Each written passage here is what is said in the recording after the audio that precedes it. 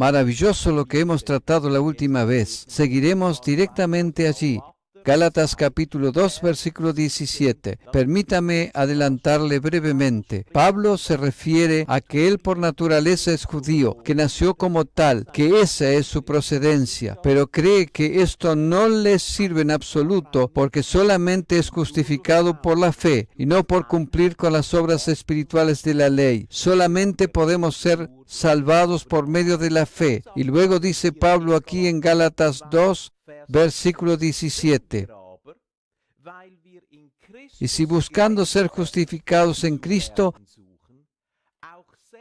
también nosotros somos hallados pecadores, ¿es por eso Cristo ministro de pecado? En ninguna manera, en ninguna manera. ¿Qué quiere decirnos con esto? Volvamos al versículo 15. Allí dice, nosotros judíos de nacimiento y no pecadores de entre los gentiles. Básicamente lo podemos contemplar así. Había estos dos grupos de personas. También en la Biblia encontramos estos dos grupos básicos de personas. Encontramos a los judíos y encontramos a los gentiles. Todo lo que no nació de lo judío y que no proviene de ello es denominado gentil. Bueno, tenemos delante de nosotros estos dos grupos básicos de personas a los cuales se refiere la Biblia. Aquí se sostenía que por naturaleza se era judío o se era gentil, lo que quería decir ser pecador. Pablo relativiza esto diciendo en el versículo 17, y si buscando ser justificados en Cristo, también nosotros somos hallados pecadores. Aquí él afirma que no solo los gentiles, sino también los judíos son pecadores.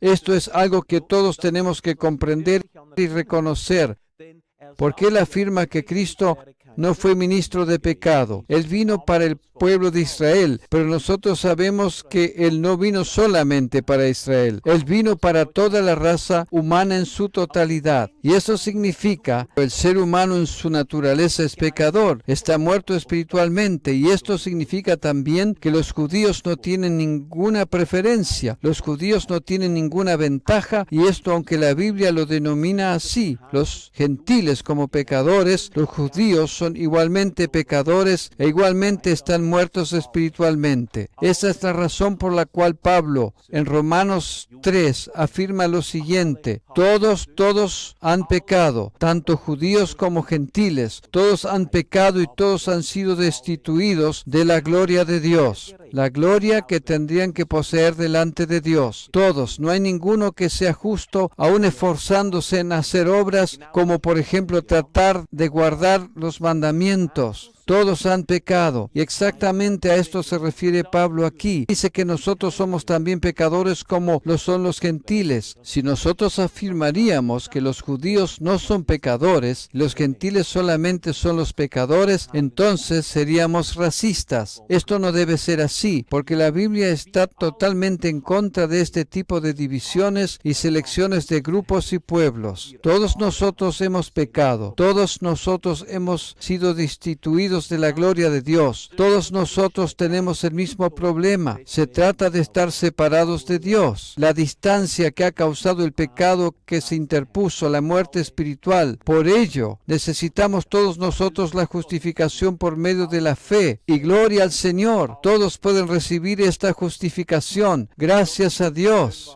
La carta a los Gálatas teológicamente es tan clara y precisa. Ella nos abre los ojos para una clara comprensión.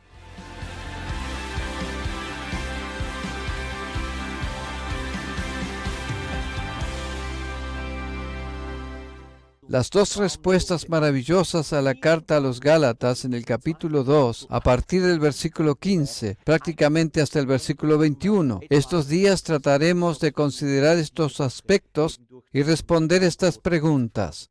Pablo dice en el versículo 15 de Gálatas 2, nosotros, judíos de nacimiento y no pecadores de entre los gentiles. Si uno se limitaría solamente a esta expresión, podríamos tener la impresión que con los judíos todo está en orden. Ellos son el pueblo elegido, ellos no tienen que hacer mucho, los pecadores son los demás. Esos son los gentiles, los suizos, los argentinos, los cubanos, etcétera, etcétera. Simplemente todos los demás. Pero esto no no es así, porque él afirma aquí que él es judío por naturaleza. Eso significa específicamente que es judío por nacimiento y no espiritualmente. Ese es otro tema, porque en el capítulo 2, versículos 28 y 29, no es decisivo lo que somos por naturaleza, sino lo que llegamos a ser espiritualmente. Por ello dice él aquí, nosotros judíos de nacimiento y no pecadores de entre los gentiles. Si nos limitaríamos solo a esta frase, tendríamos la impresión que con los judíos está todo en orden, ellos son salvados automáticamente y los demás tienen que ir el camino por medio de Jesús. Pero ello no es así. Durante los últimos devocionales hemos conocido que Pablo afirmó que toda carne necesita la justificación por medio de la fe, no por medio de cumplir los mandamientos, hacer obras o cumplir leyes, porque en esos aspectos de cumplir mandamientos, hacer obras o cumplir leyes, los judíos son campeones del mundo, podríamos decir. Por ello, llega él aquí a un punto decisivo en Gálatas 2, versículo 18. Seguimos entonces, aquí está escrito, porque si las cosas que destruí, las mismas vuelvo a edificar, transgresor me hago. Bueno, ¿qué es lo que quiere decir Pablo aquí? Él sabe que por nacimiento es judío, pero él sabe que esto no le es de ayuda. Él necesita a Jesús como su Salvador. Él necesita fe para ser justificado. Y él dice, pero si yo comprendí esto y destruyo lo basado en la ley, la fe del judaísmo, y me traslado por completo a Cristo, al ungido, completamente a Cristo, y me dejo redimir por él, y si ahora cuando experimenté ello, vuelvo a edificar las leyes, luego de haber recibido a Cristo como mi Señor, entonces todo esto no me sirve de nada. Entonces soy otra vez un transgresor. Yo no puedo venir a la fe por medio de Jesucristo y habiendo destruido la ley, volver a tener el sentimiento, yo tengo que regresar otra vez a la ley. Jesús solamente me salvó. No, nos dice que nuestra vida tiene que seguir desarrollándose en la fe. Aleluya. Justamente en la justificación debemos seguir viviendo y no por medio del cumplimiento de mandamientos y leyes como lo hacían los judíos. Lo acabamos de ver. Este es el problema principal en la iglesia primitiva. Ella estaba totalmente mixturada. En realidad no es una iglesia pura y santa. Allí existían partidismos. Allí estaban los que eran verdaderamente renacidos. Allí había verdaderos seguidores de Cristo. Allí se encontraban los tibios. Allí se encontraban los que guardaban la ley. Los judíos que venían de ese ámbito de la ley. Ellos aceptaban a Jesús. Lo recibían como Mesías, pero luego caerían a seguir viviendo bajo la ley, bajo todas las leyes y manteniendo todo este espectro legalista, más guardar los rituales. Y aquí dice Pablo, porque si las cosas que destruí, cuando se ha destruido la ley en nuestra vida, porque Cristo la ha derribado, aleluya, y nosotros queremos volver a edificarla, nos constituimos nuevamente en transgresores. ¿De qué nos sirve entonces Cristo? Gracias a Dios por la carta a los Gálatas, gracias a Dios por Pablo, gracias a Dios por su evangelio. A este seguimos y a ningún otro. Se trata de su revelación, su evangelio, el mayor que puede haber existido. La próxima vez leeremos este pasaje maravilloso que encontramos en los versículos 19 y 20. Gloria al Señor.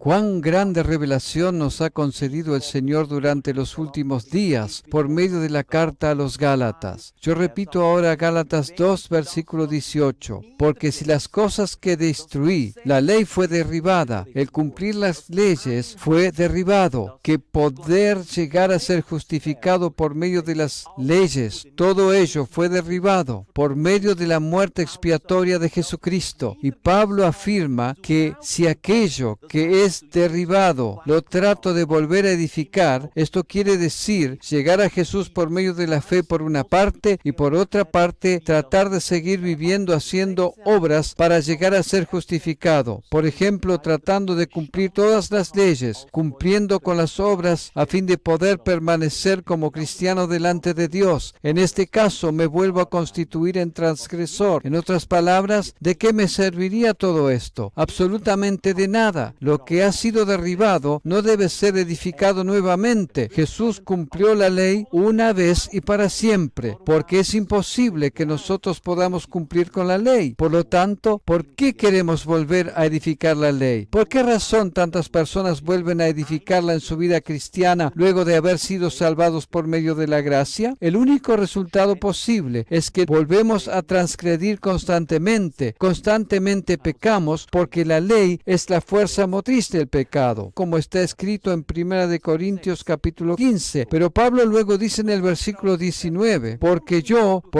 por la ley soy muerto para la ley. Aleluya, a fin de vivir para Dios. Y luego algo grandioso en el versículo 20, con Cristo estoy juntamente crucificado. La ley ha sido crucificada. Yo he muerto a la ley. Y ya no vivo yo, mas Cristo vive en mí. Grandioso, maravilloso. Y lo que ahora vivo en la carne, lo vivo en la fe del Hijo de Dios, el cual me amó y se entregó a sí mismo por mí. Y ahora, preste atención, por favor. Es maravilloso. El versículo 21. No desecho la gracia de Dios. Todo esto es la gracia. Todo ello tiene que ver con la gracia. No desecho la gracia de Dios.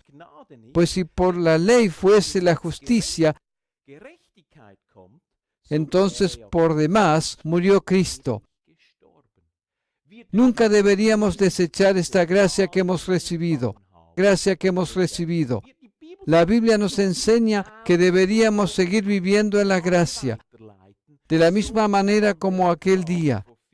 Quizás hace muchos años o quizás solo hace algunos días o meses, cuando hemos ido a Jesús. Exactamente, así deberíamos seguir viviendo en la fe, seguir viviendo en la gracia, de la misma manera como cuando vinimos a Cristo. Yo no desecho la gracia de Dios, yo me acerco a ella, yo tampoco abuso de ella, sino que ahora vivo por la gracia, porque yo sé que no puedo lograrlo por medio de las obras. Se trata de su pura gracia. Con Cristo estoy juntamente crucificado. Es gracia. Cristo vive en mí. Es gracia. Cristo me ha amado o me ama. Es gracia. Se entregó por mí. Eso también es gracia. La gracia de Dios. Gloria al Señor. Aprópiese de esta gracia, porque todo lo que acabo de decir es la pura verdad.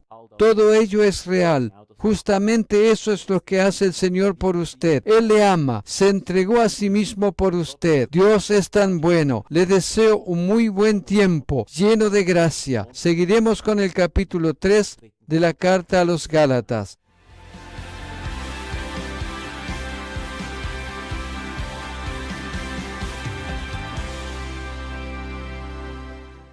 Nos encontramos en medio de nuestro estudio de la carta a los Gálatas y quiero ir inmediatamente al capítulo 3. Así estamos en conexión con nuestro último devocional, donde habíamos terminado. Exactamente, vamos a los versículos 8 y 9. En efecto, la Escritura, habiendo previsto que Dios justificaría por la fe a las naciones, anunció de antemano el Evangelio a Abraham.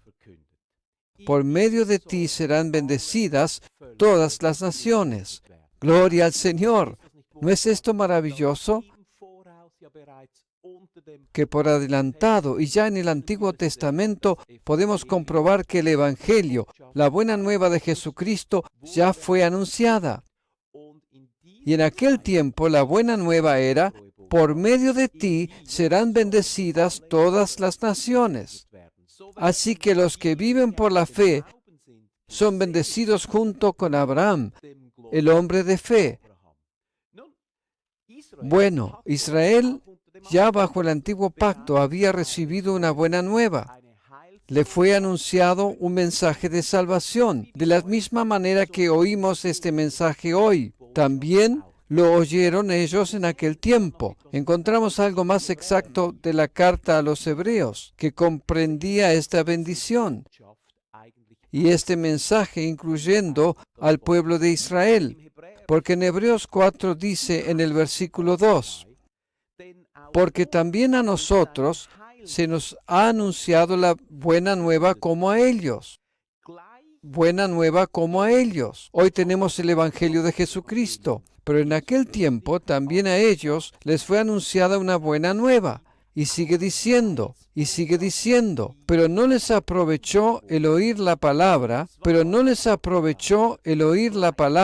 dice aquí, por no ir acompañada de fe en los que la oyeron. El oír no estaba acompañado por la fe. Por ello, en Gálatas capítulo 3 contemplamos que en Abraham, por la fe, recibimos este mensaje de salvación. ¿Cuál fue la buena nueva que habían oído aquellos en aquel tiempo antes que estuviéramos nosotros aquí sobre la tierra? Era una buena nueva, era la buena nueva. ¿Cuál era esta buena nueva para este tiempo, para Israel? Para aquel tiempo para Israel, que iban a ir a la tierra prometida. Esa era la buena noticia. Y eso significaba bendición, la bendición que se manifestaría por medio de ingresar a la tierra prometida. Y exactamente este mensaje quiere anunciar el Señor hoy en día por medio de nosotros. Ingresar a la dimensión de la bendición divina significa ingresar en la tierra prometida. El reino de Dios está lleno de bendiciones. De la misma manera como para Israel en aquel tiempo, el ingresar a la tierra prometida significaba plenitud de bendiciones. Gloria al Señor. De esto nos apropiamos hoy. Esto es lo que dice Gálatas tanto a nosotros como a aquellos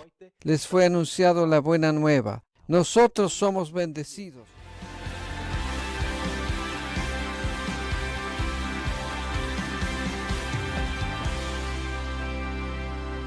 A ellos les fue anunciada una buena nueva, tal como a nosotros. Gloria al Señor. Israel había recibido el mensaje de que irían a la tierra prometida y allí estaría esperando la bendición a ellos. ¡Qué tremendo! ¡Qué tremenda bendición vino sobre ellos! La bendición les estaría esperando en la tierra prometida. Podemos contemplar en el libro de Josué cómo ellos tomaron posesión de la tierra prometida y cómo ellos pudieron apropiarse de las bendiciones. Y exactamente eso es la buena nueva para nosotros, es la bendición, que es lo que el Evangelio realmente significa, tal como lo encontramos en Gálatas 3, versículo 8, tal como lo hemos leído, incluyendo el versículo 9. En ti serán benditas todas las naciones. El Evangelio es exclusivamente una buena nueva, buenas nuevas, lleno de bendiciones. Y esto es lo que el Señor nos quiere comunicar ahora. Él nos quiere bendecir. En el reino de Dios están a nuestra disposición todas las maravillosas bendiciones. Ahora tenemos que aprender de qué manera podemos apropiarnos de ellas por medio de la fe. Luego Pablo expresa en el versículo 10, en Gálatas capítulo 3, porque todos los que dependen de las obras de la ley están bajo maldición, pues escrito está, maldito todo aquel que no permaneciere en todas las cosas escritas en el libro de la ley para hacerlas. Cuando hemos llegado al Evangelio, sí, estamos en el Evangelio, no podemos alcanzar todas estas bendiciones por medio de propias obras y esfuerzos. Solamente por medio de un único camino podemos apropiarnos de las bendiciones y esto es por medio de la fe. Muchas personas que ya están en el Evangelio, luego de llegar a ser creyentes, tratan de agradar a Dios por medio de sus propios esfuerzos y obras, porque piensan que si no, Dios no les amaría más. Tratan de ofrecer rendimientos porque piensan que su Dios no les aceptaría más. Tratan de cosechar de esa manera las bendiciones, pero eso no funciona de esa manera. No es posible que podamos apropiarnos de las bendiciones del Evangelio por medio de las obras. Esto solamente es posible por medio de la fe. Por ello está escrito en el versículo 9, de modo que los de la fe son bendecidos con el creyente Abraham. Abraham se apropió de la promesa por medio de la fe, no por medio de las obras. Él durante un tiempo lo intentó por medio de obras, pero esto salió mal. Solamente por medio de la fe pudo recibir esa bendición. De la misma manera es hoy en día en el reino de Dios. Nosotros nunca podemos añadir algo por medio de las obras a fin de que Dios pueda bendecirnos más. Eso no va a funcionar jamás. Los que ya hemos sido bendecidos con toda bendición espiritual. Este es el Evangelio. Nosotros ya hemos sido bendecidos de acuerdo a Efesios 1, versículo 3. Ahora nuestra fe tiene que poder recibirlo y no tratar de alcanzarlo por medio de buenas obras. Dios no nos va a bendecir más a causa de que podamos rendir más. Dios nos bendice a causa de nuestra fe. Por ello, Pablo lo expresa tan claramente aquí. En el próximo devocional queremos considerar algo más exactamente este pasaje, porque aquí también encontramos una palabra crítica. Se trata de la palabra maldición.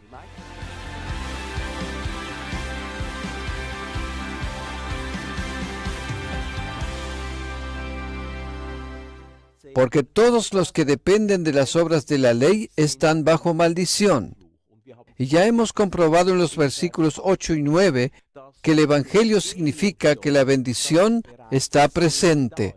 Nosotros nunca podemos, por medio de las obras o por medio de algo que nosotros podamos hacer, recibir la bendición de Dios. Tampoco debemos creer que cuanto más nosotros hagamos, cuanto más bendecidos por Dios vamos a ser. No debemos nunca creer que cuanto más nosotros podamos esforzarnos, cuanto más el Señor nos va a recompensar con bendición. Estos son conceptos falsos y equivocados. Eso no debe ser creído, porque es equivocado. En aquel momento en que creemos que cuanto más hacemos de nosotros, cuanto más puede bendecirnos Él. Entonces, como está escrito en este pasaje bíblico, no estaremos bajo bendición, sino aún, aunque suena muy duro, estamos entonces bajo maldición. Para el creyente neotestamentario no existe ninguna maldición, con excepción de una, y esa es no ser bendecido. No existen más maldiciones para el creyente. Hay personas que se ocupan de la culpa de los antepasados o de maldiciones generacionales. Oh, el Señor no se acuerda más de nuestros pecados. Para Él esa cuestión está concluida. La única maldición que todavía puede existir para el creyente del Nuevo Testamento es cuando él mismo vuelve a vivir en la dimensión de las obras, tratando de forzar la bendición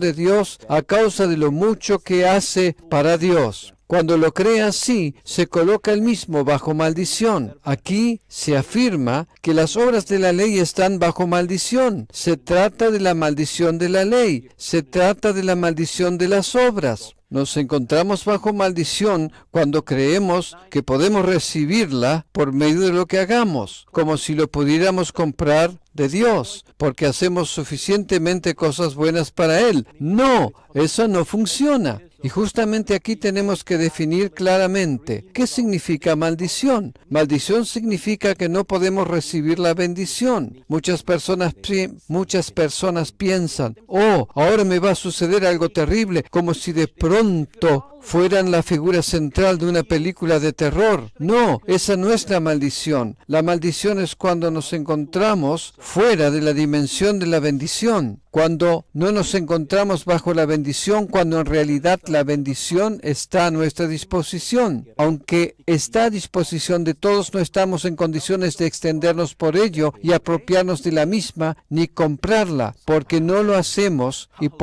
porque no lo hacemos por la fe, sino porque lo intentamos por medio de nuestras propias obras. Ello no va a funcionar, porque está escrito en el versículo 11, y que por la ley ninguno se justifica para con Dios es evidente, porque el justo por la fe vivirá. ¡Aleluya! Por medio de la fe, el justo se apropia de las maravillosas promesas. En la fe se extiende por la sanidad, y no porque pueda comprarse la sanidad a través de buenas obras. La persona más mala sobre la tierra puede extenderse en fe para recibir su sanidad, y si lo hace, recibirá. Pero los creyentes muchas veces opinan que debemos ser tan buenos y nunca tenemos que hacer algo malo. Y si haces algo malo, tienes que repetir como un loro 50 confesiones a causa de ese pecado. No, esos son obras. También el cristiano creyente tiene que aprender a extenderse en fe, porque solamente así podrá recibir las bendiciones divinas. El principal problema que nos impide recibir recibir las bendiciones es nuestro sentimiento de culpa. Cuando hemos fallado, nos sentimos culpables, indignos de poder extendernos para recibir las bendiciones. Y justamente en ese instante ya no es más fe. Cuando nos sentimos culpables, pensamos que primeramente tenemos que hacer algo a fin de que Dios nos pueda volver a bendecir. Eso son obras. Cometimos errores y nosotros, a pesar de ello, nos extendemos en fe.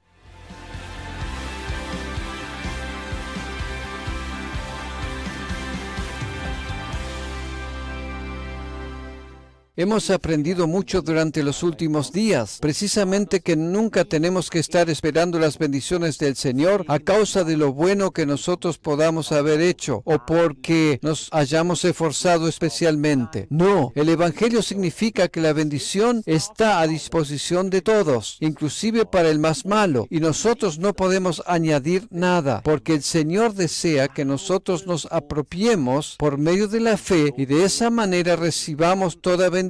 Y no solamente cuando nos sintamos bien o porque los últimos 4 o 5 días fueron bastante buenos en nuestra vida y porque pensamos que hemos vivido bien en los últimos 3 o 4 días. Debido a ello, ahora podemos extendernos por las bendiciones. ¡Oh, no! Básicamente, esto es una forma equivocada de pensar. Las personas son conducidas de tal manera que creen que porque durante los últimos días hicieron todo correctamente, no cometieron grandes pecados, más o menos, tienen el sentir de que están en orden, se sienten bien y por ello creen que están preparados para poder recibir de Dios. Y dicen, ahora puedo recibir. Eso es totalmente equivocado. Seres humanos, especialmente los que están tirados por el suelo, que han cometido errores, tienen que saber que para ellos están todas las bendiciones a disposición. Para ellos están todos los dones de la gracia a su disposición, porque la misericordia divina no clama por justicia, sino por gracia. Aleluya. Eso es lo que hace la compasión. La misericordia del Señor no clama por el día del juicio. La misericordia del Señor clama siempre y exclusivamente por gracia y perdón. Aleluya. Esto tenemos que creer y tenemos que creer en la misericordia del Señor. Ninguna otra cosa tenemos que creer. Entonces podemos también extendernos por las bendiciones aún cuando hayamos cometido errores. Cuando no nos encontramos en las alturas, también en ese momento podemos extendernos simplemente en la fe por las bendiciones. Y esto porque lo hacemos por medio de la fe, no por obras, así como Pablo lo describe tan maravillosamente aquí. Les digo que este capítulo 3 es tan importante para el cristiano creyente. Nosotros tendríamos que vivir mucho más intensamente lo que encontramos en Gálatas y en Efesios. Tendríamos como cristianos que leer mucho más estos textos, porque aquí encontramos descrito al verdadero evangelio. Su evangelio lo hemos aprendido hace algunos días, el evangelio de Pablo. Aleluya. Él afirma en Gálatas 3, versículo 12, y la ley no es de fe, sino que dice, el que hiciere estas cosas vivirá por ellas. Nosotros no somos de la ley, somos de la fe, y en la fe viviremos y no por medio de las obras. Gracias por habernos acompañado. Les deseo un maravilloso día, un buen tiempo. Vuelva a conectarse y seguiremos considerando Gálatas capítulo 3, versículos 8 al 13. Hasta el próximo encuentro.